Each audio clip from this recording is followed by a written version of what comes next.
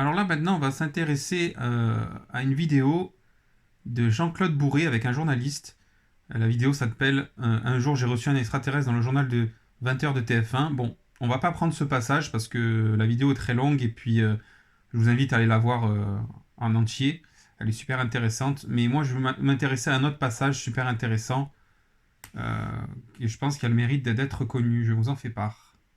Alors je vais reformuler ma question Sur le différemment, Pentagone. Jean-Claude Bourré, sur un contact, peut-être, le fait que le Pentagone sorte cette information, cela signifie-t-il qu'il pourrait y avoir, ils savent qu'il pourrait y avoir un contact avec la Terre, et je reformule, non pas un contact sous la forme d'une parabole, d'une métaphore, d'une énième religion qui se crée, mais que l'on nous informe clairement qu'il y a une civilisation extraterrestre.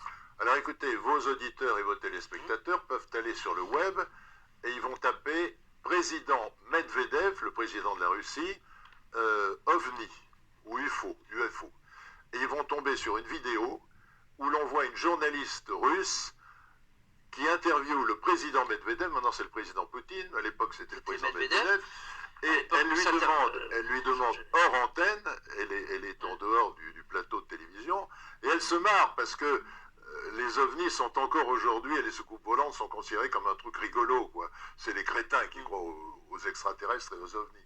Donc elle lui dit, monsieur le président, vous qui avez accès à tous les grands secrets d'État de la planète, qu'est-ce que vous pensez du dossier ovni? Et lui, il est très sérieux. Et vous pourrez la regarder, cette vidéo, elle est sur le web. Et il dit, vous savez, quand on est élu président de la Russie, la première chose qu'on nous donne, c'est une mallette dans laquelle il y a la liste de tous les extraterrestres qui sont sur la planète Terre. Alors la fille se marre, il se fiche de moi. Il est très sérieux. Donc voilà, je n'en dirai pas plus, bien que j'en sache un tout petit peu plus. Bon, alors là, Jean-Claude Bourré, la liste de tous les extraterrestres qui sont sur la Terre. C'est-à-dire qu'ils ont l'apparence humaine, Oui, à des hauts postes de responsabilité. oui.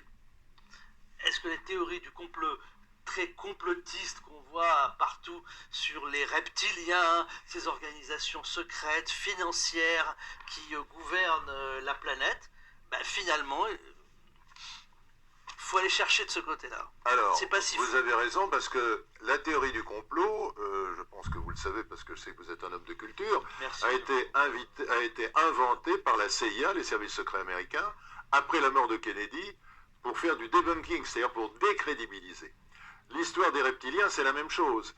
C'est-à-dire que les services secrets au plus haut niveau, et je sais de quoi je parle, les services secrets au plus haut niveau savent très bien qu'il y a des extraterrestres qui ont apparence humaine parmi nous.